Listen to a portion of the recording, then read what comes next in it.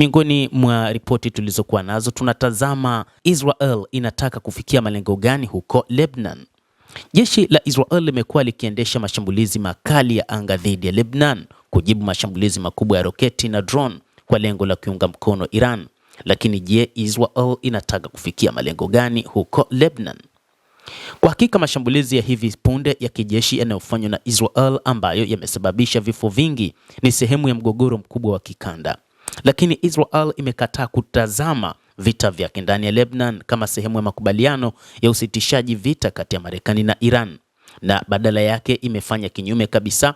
Imeshambulia kwa nguvu kubwa Lebanon, ikiwa ni pamoja na mji mkuu wa Beirut mnamo siku ya Jumatano, wizara ya afya ya nchi hiyo ikisema zaidi ya watu 200 wameuawa, wengi wakiwa raia, na karibu wengine 900 hadi 1000 wamejeruhiwa kwa muda mfupi.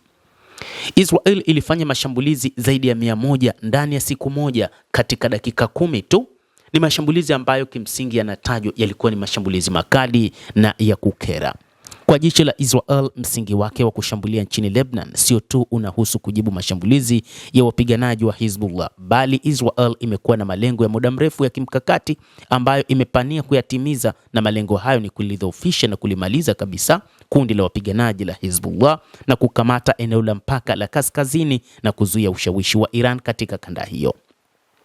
Hata hivyo, sio tu kwenye mataifa ya Kiarabu, lakini hata ndani ya Lebanon kwenyewe kumekuwepo na wasiwasi wa muda mrefu kwamba Israel huenda kwa mara nyingine ikafanya mbinu zote za kuchukua hatua ya kudumu ya kunyakua kulikalia eneo la kusini mwa Lebanon kama ilivyowahi kufanya huko nyuma.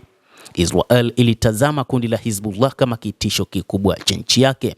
Kundi hilo la wanamgambo wa Kishia linamiliki hifadhi kubwa ya maroketi, likiwa pia na kundi lenye mfumo wa kijeshi uliopangwa vizuri kama ilivyodhihirika kwa mara nyingine tena kwenye wiki kadhaa za nyuma.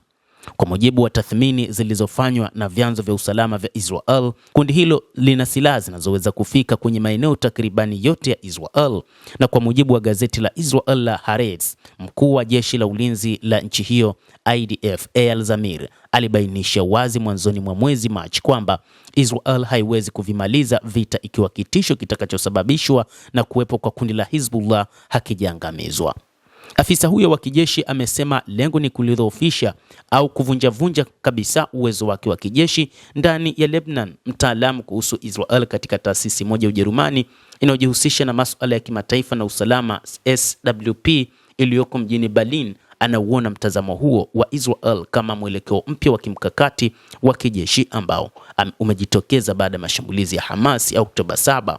Mtaalamu huyo akizungumza na shirika la habari la DW mwanzoni mwa mwezi Machi alifafanua kwa kusema lengo la Israel inaonyesha sio tena kuwadhibiti maadui zake, bali kuwakabili kijeshi mpaka pale watakapohakikisha sio tena kitisho kwa taifa hilo. Lengo jingine ni kuweka uthabiti wa kudumu wa hali ya usalama kaskazini mwa nchi hiyo, ambapo tangu Hamas walipoishambulia Israel mwaka 2023, mapambano ya mara kwa mara ya Hezbollah yamesababisha Waisrael wengi kuhamishwa kwenye eneo hilo mpaka na Lebanon.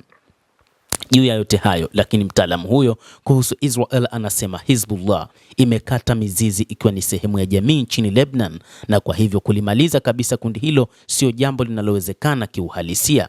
Lakini anasema kitu ambacho kinawezekana, huenda na Israel ikajaribu kuweka eneo la usalama upande wa kusini na kuyadhibiti maeneo yaliyoshikiliwa na kundi hilo la Hezbollah.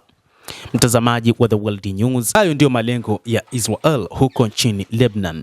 Endelea kutufuatilia na bila shaka nawe una nafasi ya kulike, una nafasi ya kucomment, kadhalika una nafasi ya kusubscribe channel yetu hii ili upate habari hizi kwa mapana kupitia The World News. Mimi ni Adam Hussein, endelea kuwa nasi wakati wote.